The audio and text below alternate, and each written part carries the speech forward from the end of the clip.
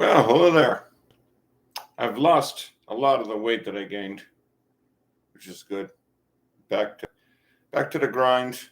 My foot is a lot better. It's pretty much healed now, which is good. Took a long time.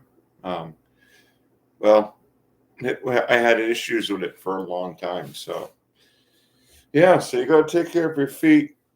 Um, I remember posting about my excitement about this condo,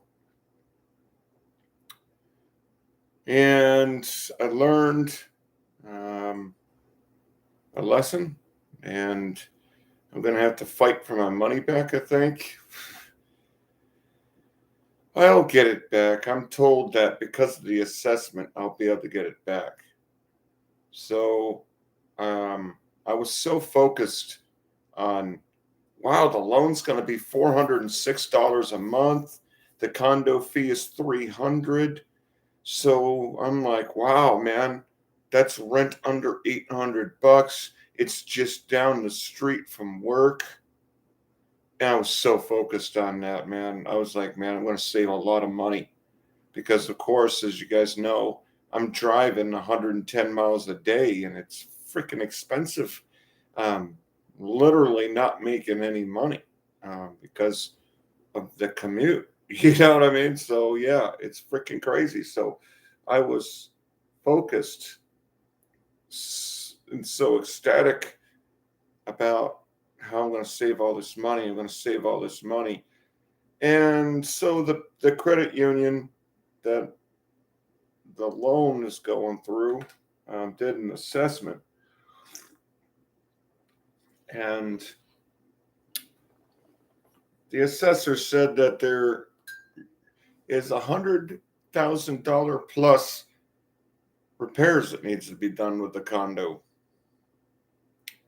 and the driveway is sinking, and it's up on a hill. The wall is fallen down already. So I did not expect there to be, well, they advertised the place as maintenance free. So naturally, I'm thinking the maintenance is in the condo fee. But somehow they can play mind tricks and say the maintenance needs to be split between the six other people, even though it's advertised as maintenance free. Well, after taking this loan and all the other debts that I have, I can't afford to split 100 plus when it could be even a lot more because that was an estimate. I don't have the money left, you know what I mean? So I'm like, what the frig, man? So it's not so easy to get my money back. I paid the $5,000 deposit. So yeah, don't rush into things. Get a lawyer to read the contracts. Don't just really quickly sign a contract because you're excited. Because you could pay a severe price for it and lose a lot of money. Um, Stupid, really fucking stupid. And now because of that, I don't have that money, and I'm not going to get approved for this other place that is fixed and everything. So I pretty much screwed myself because I was just so focused on that price. And I should have thought, I should have been like, well, geez, that's a good location. It literally is. It's right beside the college. It's kind of isolated at the same time, so you have some privacy. Um, you don't have any foot traffic going past your house. It's right on the corner there. It's right, like within walking distance to downtown as well. I should have thought, like, why hasn't anybody bought this place? You would think that someone would buy this place and rent it out to a student because it's basically an apartment. Why hasn't anybody done that? I should have thought about that and should have thought about and realized that's crazy that place isn't bought. Um, so yeah, yeah, I should have thought about that. because, yeah, it's just stupid. Um, so I'm probably going to be here. Going to have to try to continue to fight for my transfer or I don't want to, but I might have to just look for another job. I most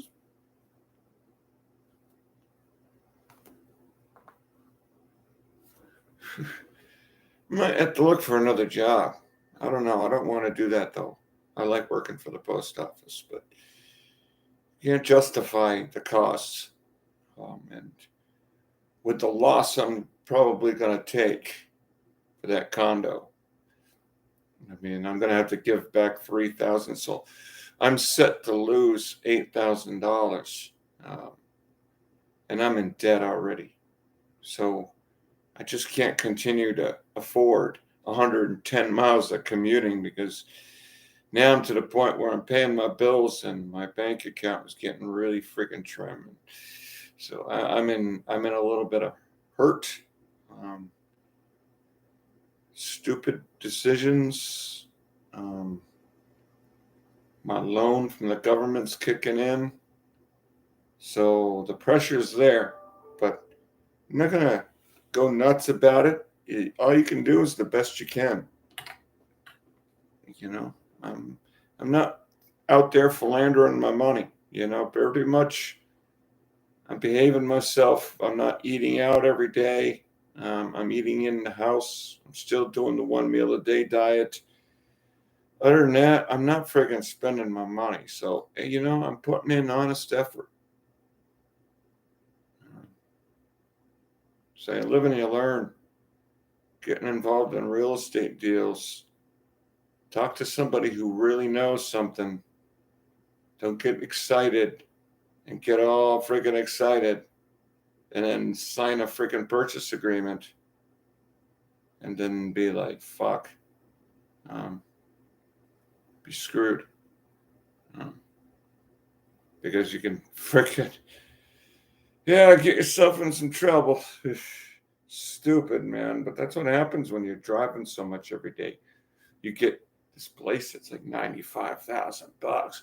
And why would I think that there's going to be $100,000 of repairs needed for a place that's currently lived in? I mean, I almost would think that that's a condemnable price. You know what I mean? That a place is condemnable if it needs $100,000 worth of repairs. I mean, Jesus, it's crazy. Um, Apartments are expensive, so I'm not really saving money if I move. Because here, my electric bill, my internet bill, which is my entertainment, and my rent is under 1,000, and all my stuff is brand new. And I got the suite. I got a good attic that I could store a lot of stuff in there. So I'm in a good position, man. Here, I don't want to hop from that to paying $1,400 without utilities. Then I'm not saving any money. So I got to think about that. I don't want to move out from this situation that I know is a good one. I mean, 300 condo fee and 400 would have been a sweet position. That would have been a better deal. It might have been a little bit more, but not that much more after electric. And of course, being right down the street from work. I mean, geez, that would have been a good deal to move to. But if it sounds too good to be true, I guess that's what people have said. It's too good to be true. So I'm paying the consequence for just being so excited. Paying the price. Things at the post office are going well. I got caught doing mail out of order. Well, what happened was this day I had 207 packages delivered. I had 5 thick trays of DPS. It was a hefty day. And it was going to be thunder and lightning this day, predicted. and it was going to come around noon. And I'm like, woo, I'm going to be at the cluster boxes at that time. I don't care about the rain. I'll work in the rain, snow, anything, but I'm freaking nervous about lightning. So, of course, my brain's like, well, dude, it's not lightning right now, at the beginning of the day. Plus, I had a piece I had to do. So it's like, why don't you just go start your day off at the cluster boxes? I'm like, yeah, duh. And then just follow the mail from that section. Because pretty much you have 3 sections to this route, pretty much. Now I'm from like West Main. And then once you get to Brayton Hill, that's kind of like one section. And then Brayton Hill to like NORAD, that's one section. Then you got the last section, which is like Notch to Marion. It's kind of like another section. So pretty much what I did was I started at Brayton as like, 300 apartments. It's a huge cluster box. It has like 15 of them, and there's like freaking 30 per. It's a pain in the ass. I don't like cluster boxes. I'd rather just deliver to the door, to be honest with you. So yeah, a big, huge piece of steel. So I started there. And then I just followed the mail from that section. And then there's another cluster box down the street on this section. Knocked that out. So now I'm feeling good because it hasn't started lightning yet. And I got rid of the cluster boxes. So I'm like, freak yeah, common sense, man. And, I'm almost done with the day. What I did was I did the second section. I did my piece. And then on the way back to the office, I'm going to do the first section. And that's what I was doing. And I got a call from the supervisor. Hey, what's going on? You're missing a lot of packages. And then he's like, are you doing the route in reverse?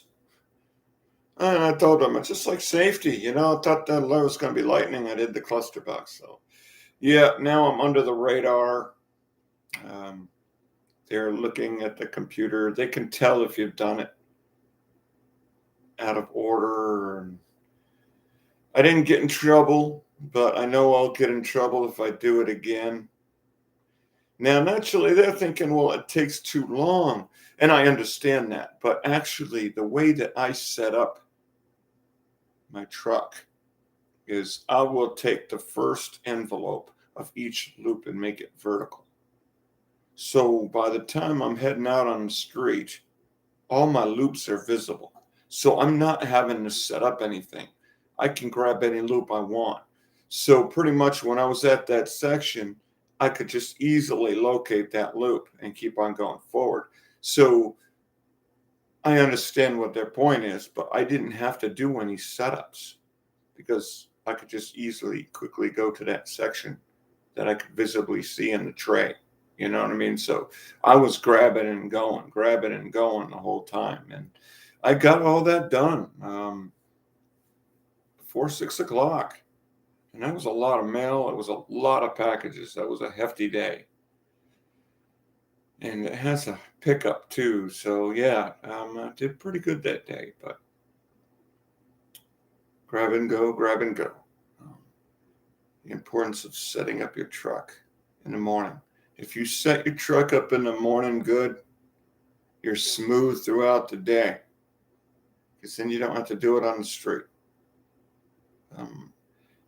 I do kind of a zone system, but I do it in lines. 1, 2, 3, 4.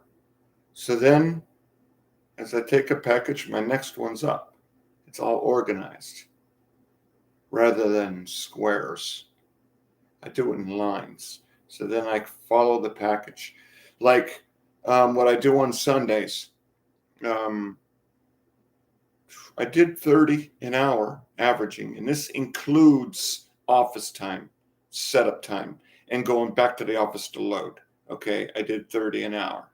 So if I excluded that, I would have done more. So what I do now, since I know the area, I know the routes, I load the truck by the way that I'm going to deliver the package, with the spurs and the trays that way as well. Just like we follow the mail. Well, now doing it this way, we're following the package. So then you don't have to remember all of what you have. Not to say you don't want to try to, but it doesn't matter, because now you're following the package. You know your next one in line is the next one you're going to go to. So you set up your truck with the packages the way you want to deliver them. Then you're not playing a memory game and you're not missing any. You're just grabbing the package, going, and then you saw what the next one is. Well, that's your next address. Go to it. Bang, bang, bang, bang, bang, bang. And then, yeah, you can know a couple ahead. And then if there's a little bit of rearrangement, so what? Then just arrange it. So just like we follow the mail, you can set it up where you're following the package. And that is really a supreme fast way to do it. You can knock out, I did more than 40 in an hour in this section that's really condensed. Houses right next door to each other. That little route, I did over 40 in an hour. Yeah, because I envisioned what the route is, and I loaded the package the way that I was going to think I'm going to do it. And then just not overthinking it. Just stick with it. Don't switch it up. Because sometimes when you're out delivering, you're like, oh, I'll do it this way. Well, now you're wasting time, right? So just set up the truck the way that you want to do it. And then you don't have to worry about missing anything. And then you're not missing anything. And it's like, yeah, because I was losing a lot of time wondering what I had, checking what I had, and backtracking. This way you're not backtracking. And it's a lot smoother, takes the anxiety out of the picture. And yeah, I did over 250 packages. I was done by 4:15, I think. Got out of the office at 9:30. It was not too bad. Some of my routes have a lot of driving. Um, I like the routes that are really thick because you can knock them out. Bang, bang, bang. But yeah, you got some kind of almost a similar freaking rural type route. And we have a big road called Route 2. It's a famous road from Boston, goes all the way out through New York, called the Mohawk Trail, Route 2. It goes actually all the way to Oregon, I think. Um, yeah, Route 20 does. Route 90 goes to Washington. Route 30 goes to Oregon from Boston. So yeah, it's a long road and a lot of traffic. And it's a pain because you can take a long time to get across the road because there's so much traffic. There's not a lot of lights, so it's hard. And you can spend a lot of time pulling out and in on that road, and you got to deliver on it.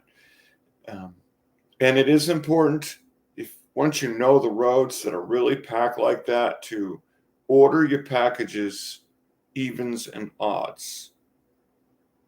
So then when you're delivering the packages, you're delivering to the side that you're on.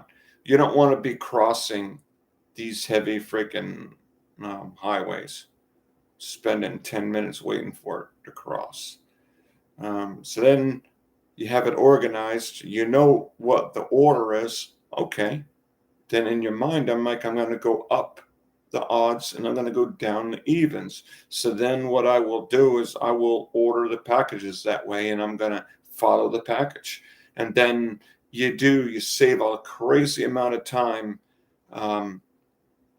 not having to cross the roads. Now, when it comes to streets that are thick, towns and stuff, yeah, I don't do it that way because there's hardly any traffic moving around. You don't have a problem.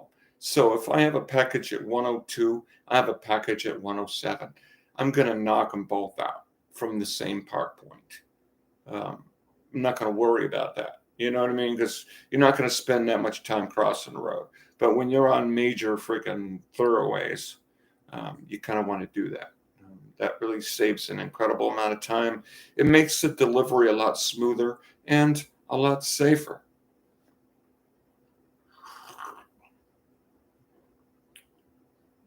Plus, yeah, different management styles.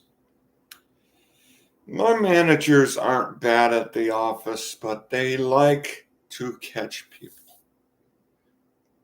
So, like I said in previous videos, dot your I's, cross your friggin' T's. They like to go out, and believe it or not, I'm pretty aware. And I was going out of a parking point and I saw a car and I knew it was my supervisor. And one thing that I was surprised about was, how didn't I notice that my boss was parked right behind my truck? And I didn't notice. So if you think that you're going to notice each time you're being watched, you're probably not gonna. It's easy to catch people and it's easy to miss it. Even if you think that you're aware of it, it's very easy for them to catch you or to observe you without you knowing. Because I'm pretty paranoid and I'm pretty aware of my surroundings, even to the point where if I hear something, listening in the mail job is important. If you hear like a sound that sounds like a piece of paper, I instinctively look because I'm thinking, is that a piece of mail I dropped? Something like that. If you hear like a chain, something like that that hits my ears perks me up because I'm thinking, ooh, it's a dog. Is it a dog? When you hear a chain or something, you don't see it because you're looking forward, but you hear stuff like that. Pay attention to what you hear. If a mailbox is around the corner in the back, that can be a potential hazardous situation because that's where the dogs might be. And you might be subbing the route. And so you might not be there at the same time the regular usually is. So the people there might think the mail's already been gone because the regular is usually there maybe a lot earlier. So they let their dogs out in the back and they don't realize there's a sub there and you're there later and their dogs are out in the back and their mailbox is around the corner in the back, not in the front. For some stupid reason, they like it that way. They're paranoid that someone's going to get in their mailbox. So, yeah, those are things you listen first. You hear a lot of people have electric fences. So sometimes it's good to walk towards the back outside the electric fence going along the road on the other driveway of the neighbor. And then you can peek around the corner. And then if they're there and they're going to run, you're beyond the fence. And then when you see it's clear, that's kind of what I do. There's a house here that has a post office box in the back around the corner. And they got huge dogs and a Rottweiler that are free. And they obey the electric fence. I got out of my truck. Also, I got these two dogs. And there's one mountain shepherd dog too. And I'm like, holy crap, dude. What the fuck? Oh, man. Freak you the fuck out. I'm holy shit, man. I hop back in my truck real quick. There's this other dog that hopped out. It's usually inside the house. And he just happened to do a U-turn after he got it right up to me. And then he went and acted as if he was back in the house. And I'm thinking, this dog knows that he can escape, but is hiding the fact that he's escaping so he can keep on escaping. That dog's smart. That's just freaking smart. The dog knows that if he's caught being out, the owner will lock it up. So he played it slick. That was pretty crazy. But yeah. So yeah, listening, hearing audible stuff, safety. Yeah. So dot your I's, cross your T's. Don't let the pressure get to you to where you take shortcuts. Because, that's why I hate dismounts. I know one of my bosses says, you can make up time on the driving. No, you can't. Because what sucks about driving, driving's comfortable. All right? driving, it's a comfortable way to work, but you have to stop each box. You have to pick up the mail and finger it. You don't want to get caught fingering the mail while you're driving. Okay, you don't want to do that. Actually, I will hold the mail and hold the steering wheel. And I think actually I probably would get in trouble for doing that. I don't hold both bundles, but what I'll do is I will hold the DPS in this two fingers and then I'll hold the wheel. But I'm not fingering the friggin' mail while I'm driving because it's dangerous. I find that that's a little bit faster. Then I get to the box and and then boom. But you're still having to stop at each box and finger the mail. And you have to go to speed limit. So you're pretty screwed on driving routes. And that's why, like a driving route, I'm doing it well, but I'm not that fast. It's because you have to stop. Like when I'm walking routes, I'm ready to drop the mail in the box by the time I get there. That is one thing that can improve your speed is limiting your linger time at addresses. And on a walking route, you can see the address as you're walking to it, taking the shortest direction. You can finger the mail, and by the time you get there, you're ready to just drop it and boom and go to the next. You can make up time. You can be pretty smooth. So I no longer set up the one bundle routine. What I do is I will hold the flats between here and the DPS between here, and I like to hold it with one hand and then kind of balance it sometimes with my other hand as I'm walking. And then I'm boom, boom, boom, boom, boom. I don't like holding the mail with my arm unless I have to. But yeah, I focus on, just parking where I need to park, grabbing my stuff and going. And the key to that is your office time. If you set up your truck nice where you can follow your package, it's all organized to the route in each row, then you know the order. You got your spurs in the front, right? And trays. You got your flats. You got your DPS. Boom. Then you can just grab your stuff and go. And then do the loop, go to the next, grab and go. And you can literally be walking the mail within 30 seconds and have all your stuff. And then mind where the packages are and drop off the packages towards your park point. And you can flow that way. You can flow. And you can get things done and you don't have to run. And you'll get a lot done. You'll get it done. You won't be backtracking and you'll have a more comfortable experience doing the job that way. And it's all about organizing the truck at the start of the day.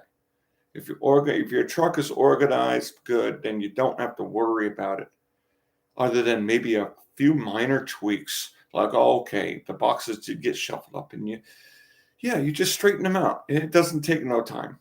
You're not digging through playing hide and seek. And therefore, you're saving a lot of time because you're not doing that. You know where everything is. And now I don't even move the trays. They're underneath the table. And I just grab the spurs from under there. I don't even have to move them. So therefore, I'm not rearranging anything at all because I don't need to. And I'm saving all that time. So, yeah. Once you know the route, you can do it. You kind of in your mind, you'll know what sections are of your route. You'll have it in your mind, like sections, like what street is your last street, and you'll like put that in a row up on a shelf. That's like, Marion and Notch. That's like the end of the day. I'll put all that on a shelf. It's like easy. Oh, Main Street, pain in the ass section. Okay, I'll put Main Street in order on this shelf, and then I'll put, you'll have it in your mind as you remember it, as you get to know a route. You'll know the loops, and you'll be able to order the truck really quick. I use package look ahead only for the back, just in case. But on the routes, that I know I don't need to because I know the route. I know the loops, so I don't have to worry about it. So that's pretty much how you can get the routes done on time, and you don't have to run. And then you can not operate out of anxiety. You can operate out of efficiency, and then be comfortable, and just flow through the route and not to worry. Just focus on honest effort and ignore all else. Honest effort. If you're applying honest effort, you're going to get better. And then you can ignore everything else because you know personally you're putting in honest effort, and that's all you can do. Don't get into the fear, the fucking anxiety, all this crazy shit that the management can try to put on you about time and whatnot. Just, are you putting in honest effort? Then that's all you can do.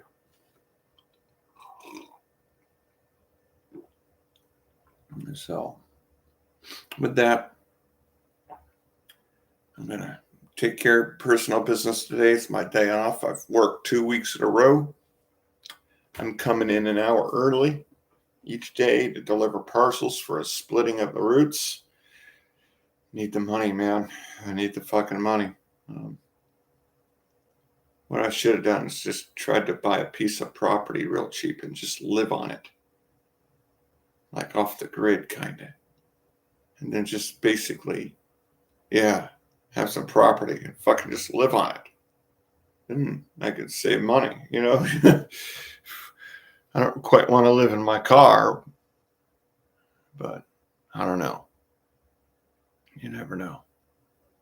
I can save a lot of money, but this place I'm at here, I mean, electric, my internet, which is my cable, and my rent, it's under 1,000.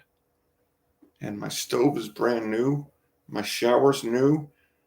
My refrigerator's loud as fuck, dude. I don't know. I've never had a refrigerator so loud. It's a brand new one, but it's fucking loud. It's always on. It's fucking loud as fuck. It's like a freaking goddamn V8 engine in here sometimes. It's a freaking loud fucking. It's a GE. It's brand new. It works, but it's freaking loud, dude. It's really freaking loud, and it's always kicking on. So yeah, what can you do? But other than that, I mean, yeah, it's a good situation. So gotta think. Think before you don't act on impulse and on feelings, because I learned a lesson. That price, man, had me feeling great because I'm like, oh, look at all that money I'm gonna save. I'm gonna figure, whew. And yeah, I didn't consult a lawyer. Fucking gotta do it, man. You can't just be focused on the money, because you can get yourself in a situation where, yeah. But take care of your feet. Chafing, wear footwear that fits. I'm wearing 11s, and I was wearing 13s. So it wasn't like my foot was moving around in my shoe, but just that little bit of movement chafed, and the moisture from the sweat. And then, your skin gets infected, and you just think it's a blister, and it's not, and it gets out of hand. So limiting your chafing and your moisture is freaking important. And you'll be okay. That's why thermals in the wintertime are good. Helps keep your body dry, which helps keep you warm, because that's once your body starts to get moist and it's cold, that's when you get fucked up. So yeah, I've learned a lot of that stuff. Keep control of your feet. Wear footwear that fits. And yeah, put the overs on. Because, yeah, they say waterproof, but they're water resistant. When there's a downpour, man, friggin' A, your feet get soaked. Because naturally the rain's going inside the shoe from the top, too. So, I mean, and yeah, I've worked before walking around in wet feet. It's not good. So yeah, the overs work, and then yeah, bring a pair of freaking rubber rain boots when it gets worse. Then you can also in a tote. You keep this in a tote. Have some spare socks. So take the time to do that, and your feet will appreciate it, and you will survive on the job longer because you're keeping your feet dry. Because if your feet are constantly wet, it can fuck up your skin, and you can get an infection and be like me, lose all my vacation time. I had 86 hours. I used it pretty much all up. All my vacation time gone. So at the break of service that's coming up pretty soon, I might be able to get a little money, but probably not. I don't know. I'm working a fuck ton of overtime now. I was doing 11 and a half hour days every day for the last 2 weeks in a row. So it's pretty darn good. So I think I'm going to gather up some more of that vacation time to be able to help.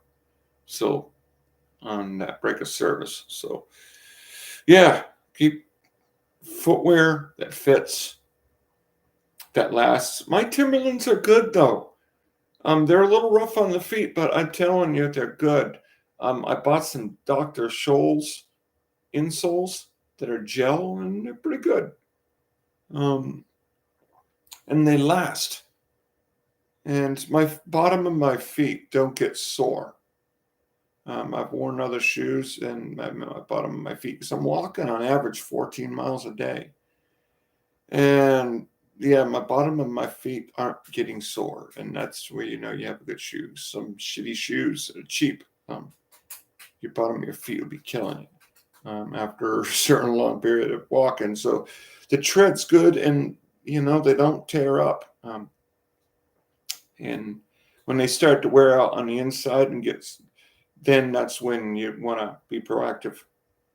Because I think that's what happened too, was the inside got kind of worn. And I wore them a little too long and they rubbed my foot too bad.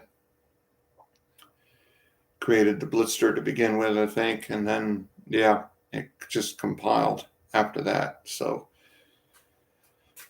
yeah, proper footwear. Proper footwear. You just can't really highlight that enough. Proper footwear. Proper footwear. Other than that, I hope you guys have a good day and thank you very much.